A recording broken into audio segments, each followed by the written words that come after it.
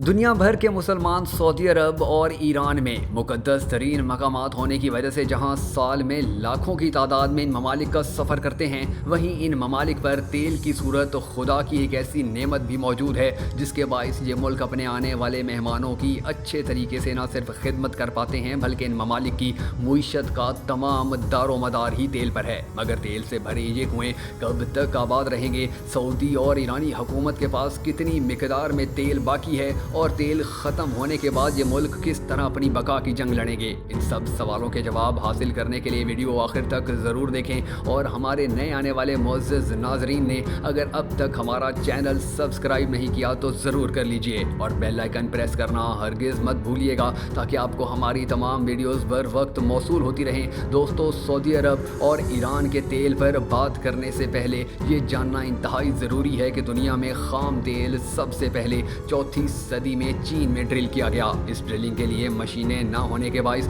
लंबे लंबे बांसों से ड्रिलिंग की गई और काले रंग का चिपकने वाला मादा निकाला गया जो बाद में ईंधन के तौर पर इस्तेमाल हुआ। ओपेक की 2018 की रिपोर्ट के मुताबिक सबसे ज़्यादा खाम तेल के ज़खायर वेनेज़ुएला के पास हैं, जबकि दूसरा और तीसरा नंबर सऊदी अरब और ईरान का है। रिपोर्ट के मुताबिक सऊदी अरब के पास खाम तेल के ज़खायर 267.03 बिलियन बैरल हैं और ईरान 155.60 बिलियन बैरल खाम तेल रखता है। सऊदी अरब में सर्वे और ड्रिलिंग तो 1935 से ही शुरू हो गई थी, लेकिन 1938 में दमाम के नंबर 7 ऑयल फील्ड से तेल की पैदावार भी शुरू कर दी गई। 1939 में पहला टैंकर तेल बरामद करने के लिए निकला और यहाँ से ही हकीकत में सऊदी अरब मुआशी तौर पर परवान चढ़ने लगा। 1973 में शाह फैसल की क़यादत में सऊदी अरब ने उन मगरबी ममालिक को तेल की सप्लाई करने का बाइकआउट किया जिन्होंने मिस्र और शाम के खिलाफ जंग में इसराइल की हमायत की थी। सऊदी अरब का ऐसा करना था कि तेल की कीमतों में अचानक